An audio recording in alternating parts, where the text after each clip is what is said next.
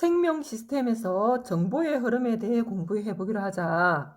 먼저 유전과 형질인데 부모의 형질이 자손에게 전달되는 현상을 유전이라 하고, 이때 형질이라 함은 생명체가 가지고 있는 고유한 특징을 형질이라 하는데, 키라든지 피부색, 눈동자의 색, 콩 모양 등이 모두 형질에 들어가게 된다.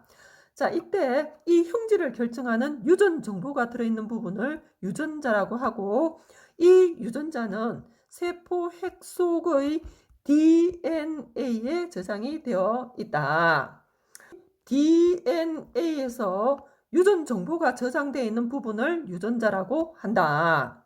DNA 염기 서열에서 단백질이나 RNA를 만들 수 있는 단위가 바로 유전자가 된다. 이어서 DNA와 유전자에 대해 좀 더 자세히 알아본다면, DNA의 기본 단위는 앞의 단원에서 했었다. DNA의 기본 단위는 뉴클레오타이드였다. 인산당 염기가 1대1대1로 결합한 뉴클레오타이드가 DNA의 기본 단위가 된다. 이 DNA가 히스톤 단백질과 결합한 상태를 뉴클레오솜이라 하고, 뉴클레오솜이 실처럼 연결되어 있는 것을 염색사라고 한다. 그리고 이 염색사는 세포 분열 시 응축하게 되는데, 응축해서 모양을 갖춘 걸 염색체라고 한다. 그래서 유전 정보를 갖고 있는 DNA는 염색체 상태로 자손에게 전달된다. 그리고 유전자는 DNA 특정 부분에 있으며 한 분자의 DNA에는 많은 유전자가 있다는 사실을 기억해주고, 이때 유전 정보는 유전자의 DNA 염기 서열에 저장이 된다. 자, 이 내용을 그림으로 한 번 더 확인해 보기로 하자. 그림을 보시면 세포가 있고 세포의 핵 속에 염색체가 들어있는데, 이 염색체는 염색사가 응축을 해서 만들어진 것이고, 염색사는 DNA가 히스톤 단백질을 휘감아 실처럼 꼬여있는 것을 염색사라고 한다. 이 염색사가 세포 분열을 할 때 뭉쳐서 염색체가 된다는 거지. DNA가 히스톤 단백질을 휘감은 이 부분을 뉴클레오솜이라고 한다.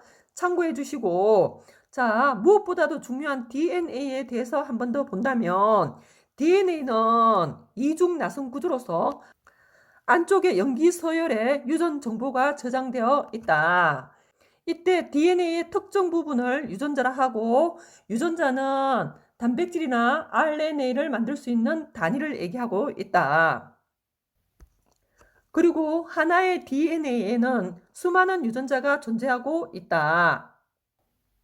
자, 그럼 이번에는 유전자에 의해서 단백질이 합성이 되고 유전 형질이 나타나는 과정을 한번 살펴보기로 하자. 유전자의 유전 정보를 이용하여 효소를 비롯한 다양한 단백질이 합성이 된다. 이 합성된 단백질에 의해서 형질이 발현되게 되는데, 만약 유전자에 이상이 생기게 되면 단백질 이상으로 유전 질환이 나타날 수도 있다. 대표적 유전 질환에는 남모양 적혈구 빈혈증이라든지 페닐케토뇨증이 있는데, 이건 뒤에서 한 번 더 자세히 다뤄보기로 하자. 자, 유전자가 다르게 되면 합성되는 단백질의 양이나 종류가 달라지게 되고, 그에 따라 형질이 다르게 나타나게 된다.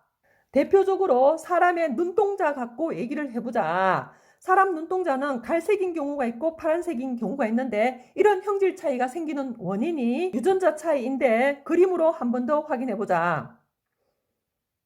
여기 보시면 갈색 눈동자의 유전자와 파란색 눈동자의 유전자의 DNA 염기 서열이 다르게 되고, 유전자의 유전 정보가 다르면 단백질의 종류나 양이 달라지게 된다는 거지. 그래서 갈색 눈동자의 유전자는 많은 양의 멜라닌 합성 효소를 만들어내게 되고, 파란색 눈동자 유전자는 적은 양의 멜라닌 합성 효소를 만들어낸다는 거지.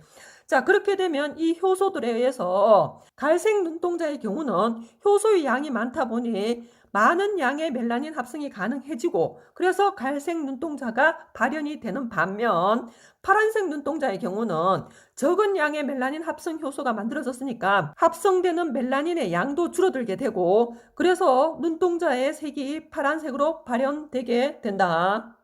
이어서 형질이 발현되는 과정에서 유전 정보의 저장과 흐름이 어떻게 되는지 보기로 하자. 유전 정보는 DNA에 유전자에 존재하는 염기 서열에 저장되어 있다고 했다.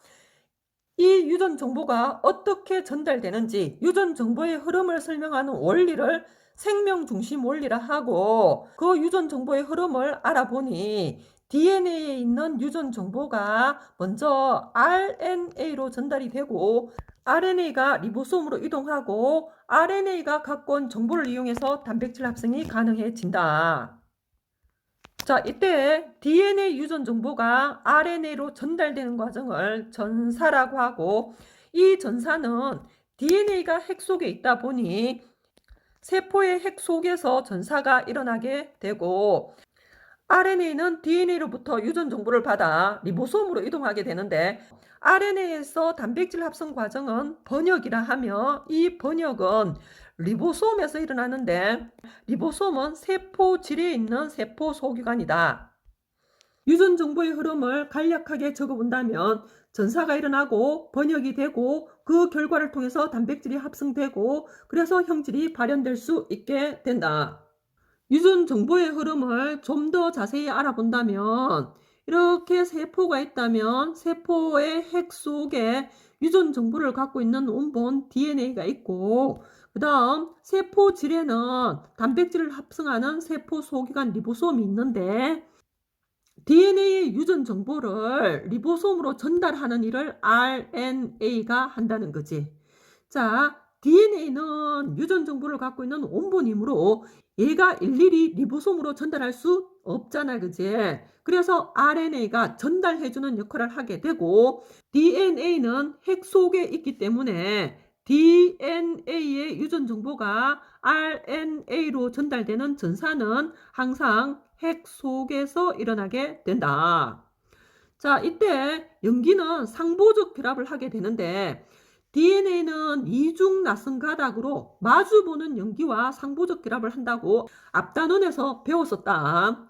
그래서 DNA의 상보적 결합을 본다면 아데닌은 항상 타이민과 결합하고, 구아닌은 사이토신과 결합하며, 사이토신은 구아닌과 결합하고, 타이민은 아데닌과 상보 결합을 이루었다.